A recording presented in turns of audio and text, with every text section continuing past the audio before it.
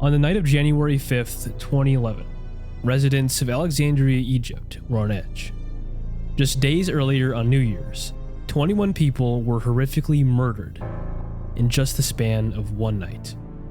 Authorities were left with no clues, and the suspect was unidentified. But today, on January 5th, a new lead finally emerged. The news broadcast revealed the photo of the suspect for the first time, and it was nightmare fuel. The figure barely resembled a human, with his face heavily contorted and his skin cracked, almost peeling off. 4 days earlier, on January 1st, 2011, inside the Coptic church in Alexandria, families gathered in prayer to celebrate the dawn of a new year. The service ended peacefully, and parishioners made their way home as they held hopes for the new year ahead of them. Then tragedy struck. An explosion erupted near the church. The once peaceful setting now turned into a fiery hellscape. 21 people were killed instantly. An extra 97 people were rushed to the hospital in critical condition. Over the following days, 2 people succumbed to their injuries. The death toll was 23.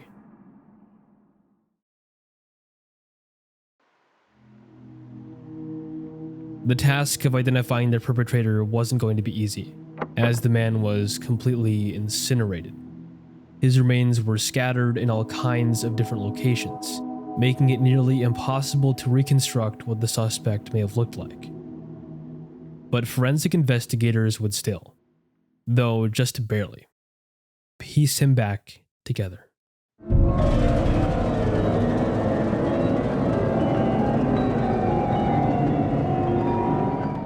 Stitched together with the charred and badly burnt fragments of what was left of his face. This was the photo of the suspect that aired on television. Ultimately, it was no help in identifying the suspect, and if anything, it just left people feeling uneasy.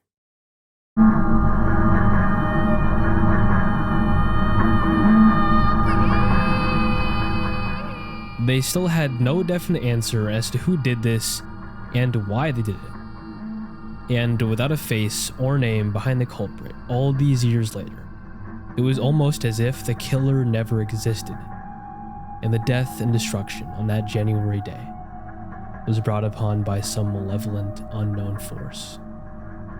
To this day, those who stumble across the reconstruction online are frightened by its uncanny appearance, most unaware of the dark backstory that it holds. Originally designed to identify the person behind immense pain and suffering, the reconstructed remains of that person have since taken on a digital form, immortalized as an image on the disturbing side of the internet. A young couple brutally murdered while camping north of Phoenix. He had a webpage where he wrote extensively.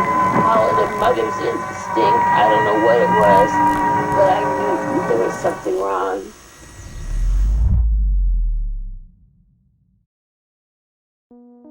Before we continue on to the next story, a quick thank you to today's sponsor, CyberGhost VPN. With over 38 million users worldwide and more than 20,000 excellent reviews on Trustpilot, there's a reason CyberGhost is one of the top-rated VPNs out there. When you're online, you're being watched. Your internet provider, school, workplace, even your own Wi-Fi can see what you're doing, even in incognito mode. That's where CyberGhost comes in. Just open the app and choose from 100 plus locations. It hides your IP while encrypting all of your traffic, meaning your browsing is 100% private. CyberGhost also lets you unlock content from streaming services like Netflix, Disney Plus, and Amazon Prime, just by changing your virtual location. You can even find better prices for games, apps, or flights this way. It works on all devices, Windows, Mac OS, Android, iOS, and covers up to 7 devices with one subscription. So your phone, laptop, TV, and your whole family can be protected. Right now, with our special link in the description, you'll get 84% off plus 4 extra months free. That's just $2.03 a month, with a 45-day money-back guarantee. Completely risk-free. We use it, we trust it, and we think you'll like it too. Check the link in the description and protect yourself online today.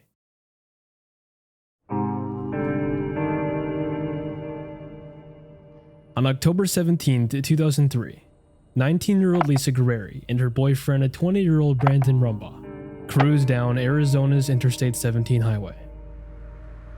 This day marked 1 year of dating, and to celebrate this milestone, the couple had set off into the desert to lie beneath the stars and camp. The two led simple lives in Scottsdale, Arizona. Lisa worked at a local utilities company, and on Sunday sang hymns at church. Brandon worked at a gym as a personal trainer, aspiring to one day open his own gym. In Scottsdale, they were well liked. No enemies, no grudges, just a young couple with a future as bright as the stars they set out to watch. Or so it seemed.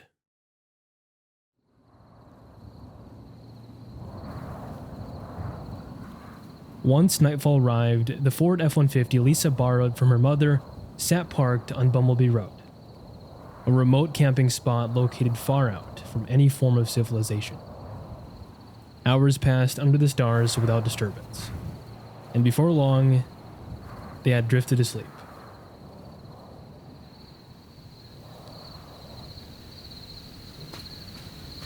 Sometime during the dead of night, multiple shots rang out from the darkness, and then silence. The afternoon of October 18, 2003, brought a great deal of concern for Lisa's mother Paula, who still didn't hear from Lisa or Brandon. The two made plans to return home by 9 a.m. because Brandon was scheduled in for work that morning. Yet neither of them were picking up her calls. Lisa had a long record of always being on time, and Brandon never skipped work without notice. It just didn't seem like either of them to randomly go radio silent.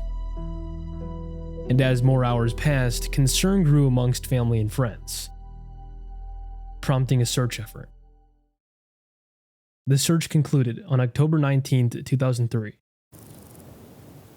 Some of Brandon's friends spotted Paula's Ford F-150 parked on a remote dirt lot. As they walked up to the truck bed, they found Lisa and Brandon, who appeared to just be sleeping.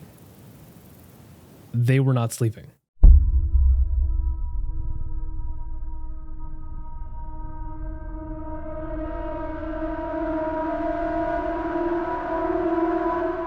They had been shot multiple times in their sleep. Numerous entry wounds covered their heads and torsos.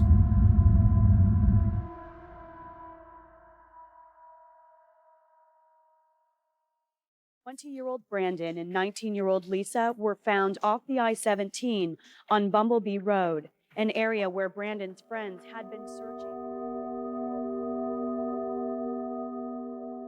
Right from the start, the investigation was a headache for authorities. There wasn't much evidence left behind besides the bullet casings. These revealed that a small .25 caliber pocket-sized handgun was used as the weapon of choice. A very peculiar and uncommon weapon for an attack like this.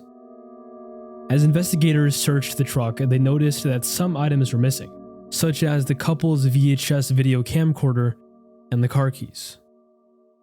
The couple's disposable photo camera was found, but it was severely damaged. The way the disposable camera was damaged suggested that it was thrown, and investigators believe the damage was intentional, likely an attempt to destroy evidence. However, that didn't stop investigators from developing some of the photos taken on it.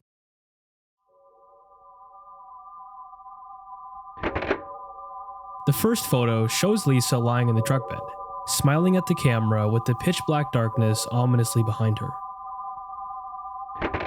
The second shows Brandon in the same location, but with a more neutral expression and his arms crossed.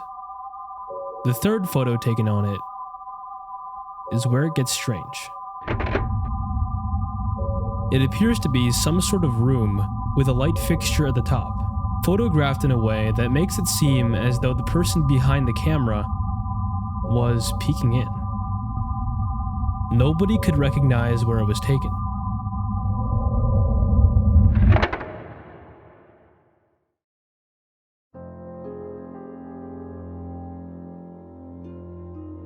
Detectives at the Yavapai County Sheriff's Office worked hard on the case, reviewing the little evidence they had, interviewing campers, and even combing through the couple's last known movements.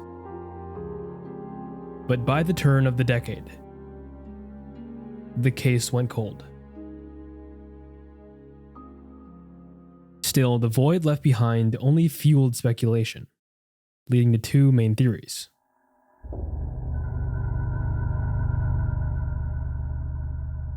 The first potential explanation centers on an unnamed individual within their friend group.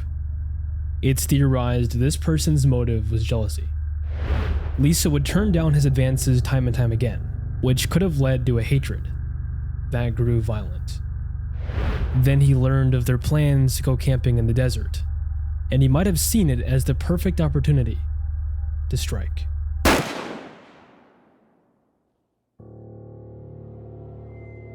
When they brought the suspect in for questioning, nothing about him really struck investigators as overly suspicious right away.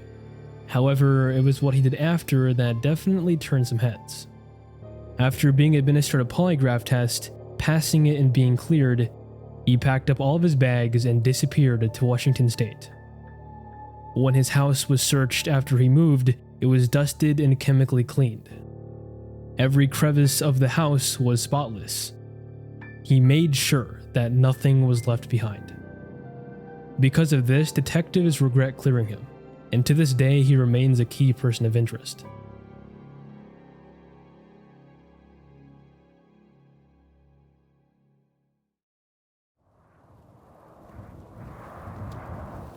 The second potential explanation is that they had fallen victim to a vehicle robbery, turned deadly. The theory goes that the would-be thief crept up on the truck, planning a simple carjacking, only to discover two figures lying in the back. Startled, the robber may have panicked and opened fire. The weapon used makes sense in this scenario, as a .25 caliber handgun is more of a last-ditch self-defense tool rather than a weapon for premeditated murder. But the biggest supporting detail for this theory by far is that Lisa and Brandon's murder wasn't the only incident of its nature.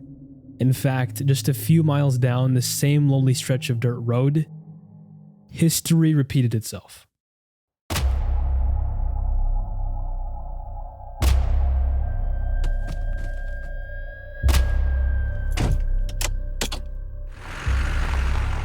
Two men from Yuma, Arizona were gunned down and their truck stolen.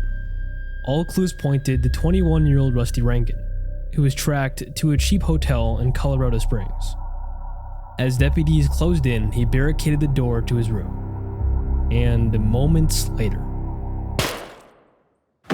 a single gunshot pierced the silence, taking all of his secrets to the grave.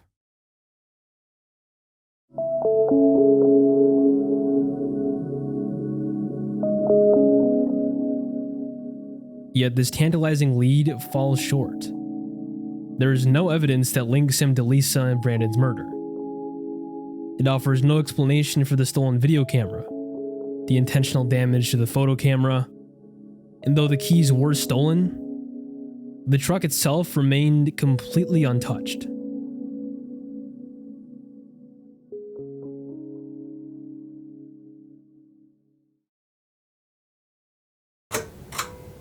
Despite the two leading theories to this mystery, both have their own set of drawbacks, and several unanswered questions continues to hang over the case.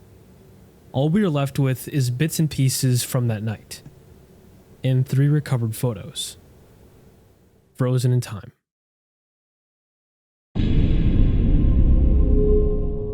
Lisa's mother Paula believes those images may hold more than what meets the eye. To her, something feels wrong. She says Lisa's smile doesn't look real, that it looks forced, even unsettling. Both appear tense, as if someone else were behind the camera. someone who they didn't want being there. Others have also shared the suspicion, wondering if the couple had been coerced into posing for the lens. However, many argue the photos are innocent and are just two young people goofing around, unaware of what was coming. But then there's that final photo. A grainy shot of a room with a light fixture. It clears up nothing and only raises more questions. Why was it taken? Who took it? And where? Questions that 2 decades later remain painfully unanswered.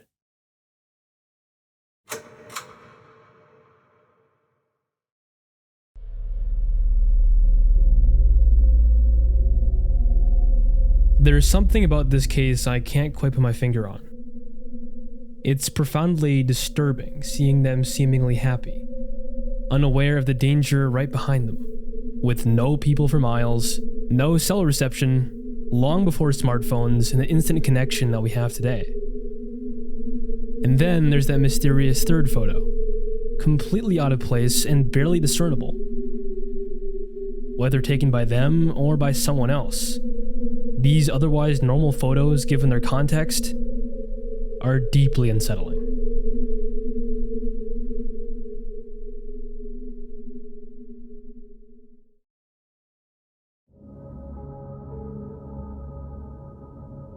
All these years later, the search for answers presses on. The Arizona crime-fighting organization Yavapai Silent Witness, alongside Lisa's family, has offered a $10,000 reward for any information that leads to an arrest. But despite how sought after justice for these two is, there's a chance that we may never truly know what really happened on that lonely dirt parking lot in 2003. The closest that we can get to just a brief glimpse into the timeline of events is through those photos. Photos that, as I stare at them through my computer screen, feel like something we weren't supposed to see, but did.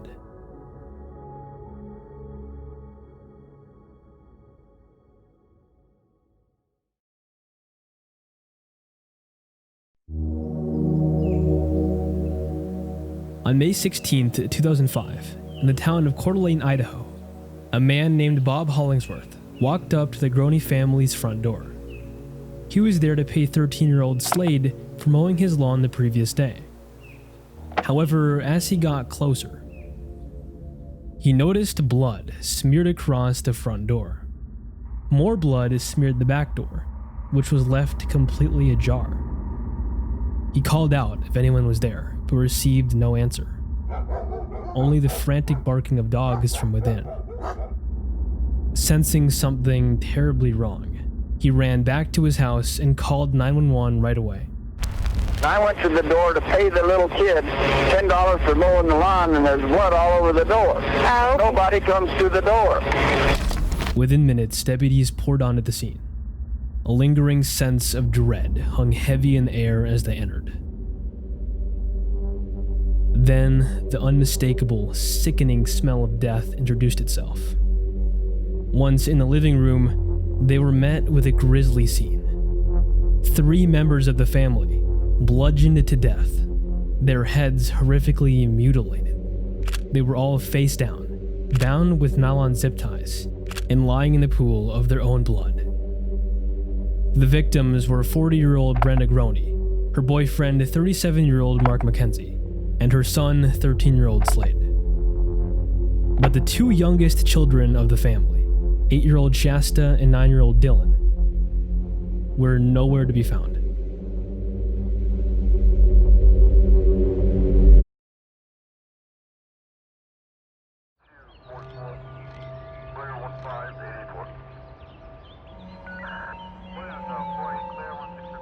Authorities described the scene as personal, the attack extremely violent.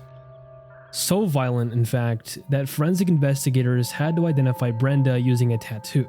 Her face was too badly mutilated for normal identification. This sheer brutality convinced investigators that whoever was responsible had known the family closely.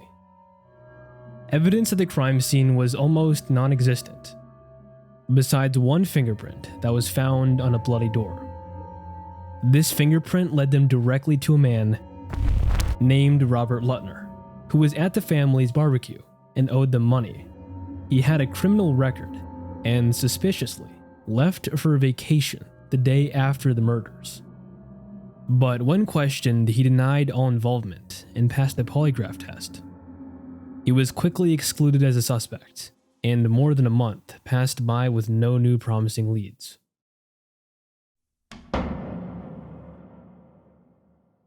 Then, on July 2nd, 2005, the high-profile case broke wide open. In the early morning hours, at around 1 in the morning, a waitress at a Denny's restaurant was caught off guard. A little girl sitting at one of the booths looked just like Shasta Groney. The girl was with an older man, and her body language made it clear that she did not want to be there.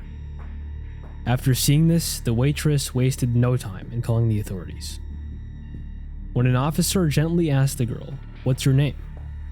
she told them that her name was Shasta Groney.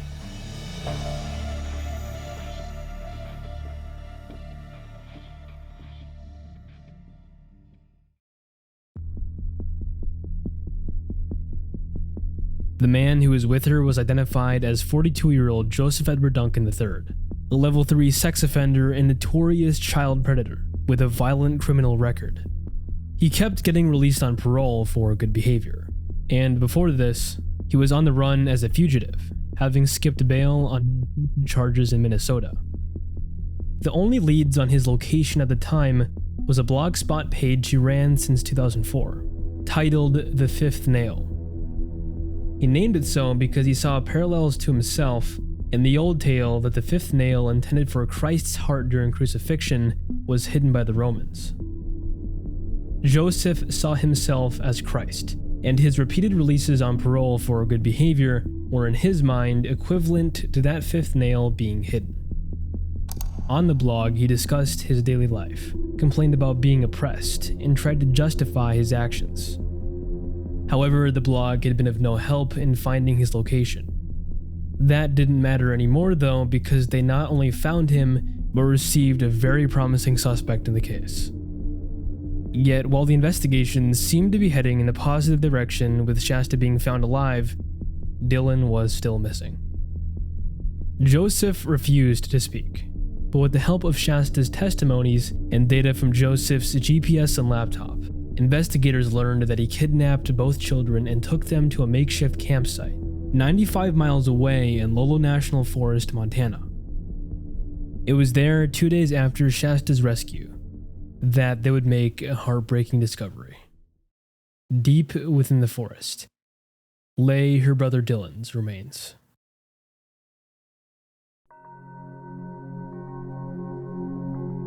After this grim discovery, Joseph finally cracked. He provided a conclusive, horrifying timeline of how it all took place, from beginning to end. After being released on bail, he decided to take his so-called revenge on society by acting out his violent fantasies.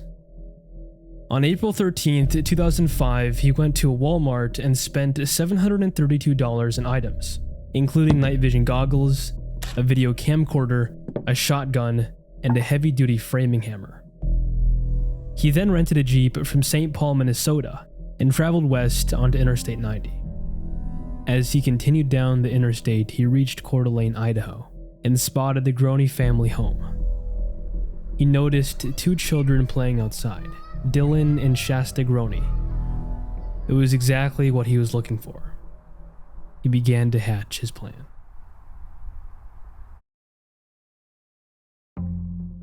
He spent days stalking the home from a distance, completely unnoticed. He learned the floor plan, where everybody slept, and even befriended the family's 2 dogs by giving them treats, which would ensure they wouldn't bark. Most notably though, he discovered the back door had a broken lock. He could easily let himself in. In the May 11th post titled "The Demons Have Taken Over," he explained his motivations, detailing how the dark and disturbing thoughts he fought to suppress have returned, assigning them to an alter ego he named the Boogeyman. One especially chilling part of the post read, I am scared, alone, and confused, and my reaction is to strike out toward the perceived source of my misery, society. My intent is to harm society as much as I can, then die. On May 13th, 2005, he made one final entry on his blog, titled "Still Confused." Within it, he apologized for his recent entries being erratic and full of BS, stating that he was just trying to write down what was in his head. He expressed confusion about right and wrong, questioning if anything truly mattered. 2 days after this last post, on the night of May 15th, he struck. Dressed in a ski mask, leather gloves to prevent leaving fingerprints, and oversized shoes to mislead investigators, he approached the home. He was equipped with a framing hammer and a loaded 12-gauge shotgun, using a low-visibility flashlight to guide his way without being seen. Once at the back door, he turned the handle and walked in. He first found Brenda sleeping on the couch. At gunpoint, he commanded her to gather Mark and the children into the living room. He forced them to tie each other's hands and feet with zip ties, promising them it was just going to be a robbery. Then he led Slade outside, pulled out the hammer, and struck him viciously across the head. He returned back to the living room, took Shasta and Dylan, and placed them outside on the grass. Joseph's dark silhouette disappeared behind the door. Muffled thumps and cries emanated from inside, followed by an abrupt, final silence. Mark and Brenda were dead. Joseph went back outside, only to be surprised to see Slade was standing, desperately begging for his younger siblings to untie him. Slade then turned and saw Joseph exiting the house. His heart plummeted. Frozen in fear, he tried to make a run for it. However, Joseph would catch up to Slade near the front of the house and deliver more blows to his head, neck, and shoulders, causing him to collapse once more. As he prepared to leave, he noticed Slade, still alive, standing in the front yard. He didn't intervene. He calculated the boy would eventually succumb to his injuries. Likely disoriented from traumatic brain injuries, Slade tried to re-enter the house to get to his family. He first tried the front door, leaving bloodstains on it. He then managed to enter through the back door, leaving a sorrowful trail of blood as he stumbled towards the living room, before finally succumbing to his injuries, dropping dead at his mother's feet. In the span of a few moments, this family living room had been transformed into a nightmarish bloodbath, with the victims having only seen their attacker as nothing more than a shadowy figure who vanished as quickly as he'd arrived.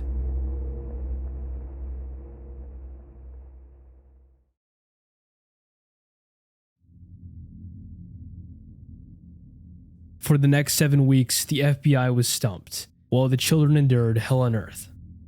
They were abused both mentally and physically.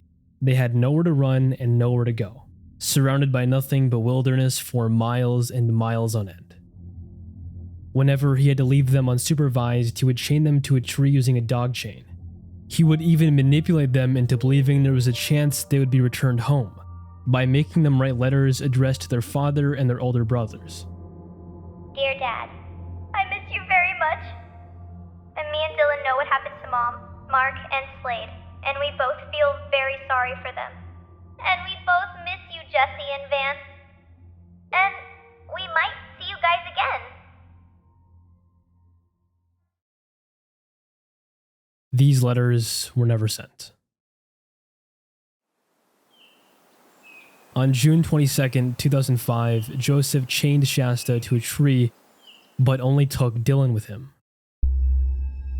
When he returned, it was obvious that something truly horrible happened to him. Then she saw exactly what it was. On a camcorder, the tiny viewfinder replayed what he'd been doing to her brother. It was footage of her own brother getting tortured inside of an abandoned mining cabin. In the video, Dylan can be seen with his hands tied behind his back and assaulted as he hung from a wire noose from the cabin's crossbeam, being revived every time just before the brink of death. As the boy's screams echoed, Joseph could be heard shouting, "The devil is here, boy. The devil is a lot like God.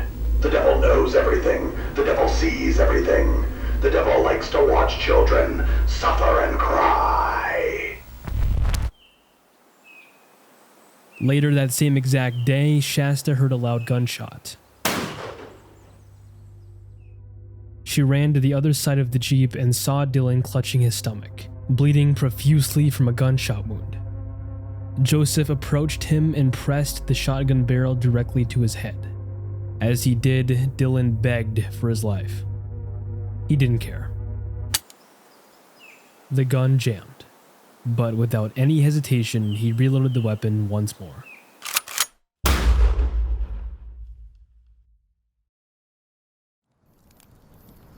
Then he wrapped Dylan's body in a tarp and began to burn it over a fire.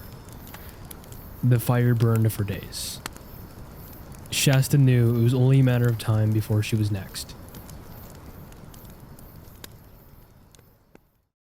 Then came the question: shooting or strangulation? Her choice to be strangled bought her enough time to plead for her life. He stopped when she referred to him by his nickname Jet and promised that he would bring her back to Coeur d'Alene. While driving down Coeur d'Alene, Shasta told Joseph she was hungry. That decision ultimately saved her life. After Joseph was arrested, investigators searched the stolen Jeep, which had a stockpile of incriminating evidence. The sawed-off shotgun, its handle wrapped in duct tape, an empty plastic bag from the same brand of zip ties used on the family, and a 4GB microdrive from his laptop. This drive contained images and video of Shasta and Dylan during their captivity, but the most chilling discovery was the camcorder. It contained 3 videos of Dylan's torture. Jurors who were forced to witness the graphic footage reportedly needed extensive therapy afterwards. This time, the justice system wouldn't show any mercy.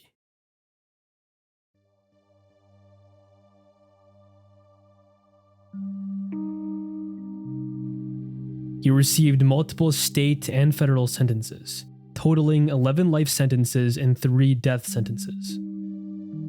He also claimed responsibility for the 1997 murder and kidnapping of 10-year-old Anthony Martinez in California. The case had been cold for a decade, but investigators matched his fingerprint to one found in the duct tape used to bind the boy, securing 2 more life sentences. But despite being on death row, Joseph's voice escaped his confinement. He started a new blog with the help of an accomplice. The Fifth Nail exposed confessions.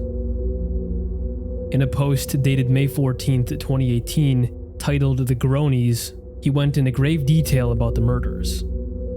He described how he carefully planned his crimes, yet sickeningly tried to portray himself as merciful, arguing he chose a hammer as a murder weapon because it would deliver a quick, painless death. He further argued that he brought Shasta back to Coeur d'Alene with the intention of turning himself in. These self-preserving claims were disputed. In other posts, he claimed responsibility for other crimes, such as the 1996 murders of Carmen Cubias and her half-sister 11-year-old Sammy Jo White, whose case went cold. His final post was on August 17, 2020. This time, it was followed by his own death. On March 28, 2021, Joseph Duncan died in a prison hospital from terminal brain cancer, finally putting an end to the Fifth Nail saga.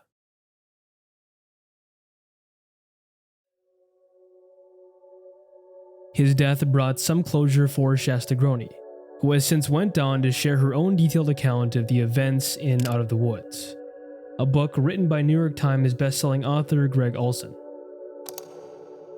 In 2015, she also petitioned for Slade and Dillon's Law, which would mandate that anyone convicted of a sex crime against a minor be sentenced to life behind bars without parole. Despite garnering 51,000 signatures, Idaho has not yet passed the law.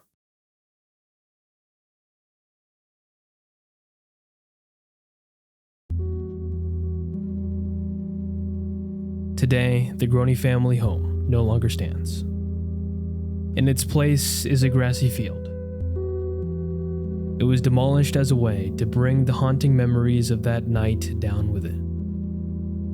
But the direct window into the mind of the person who clenched the hammer as he sealed the fate of the home and its residents still remains on the Fifth Nail and has a permanent home on the internet's disturbing side.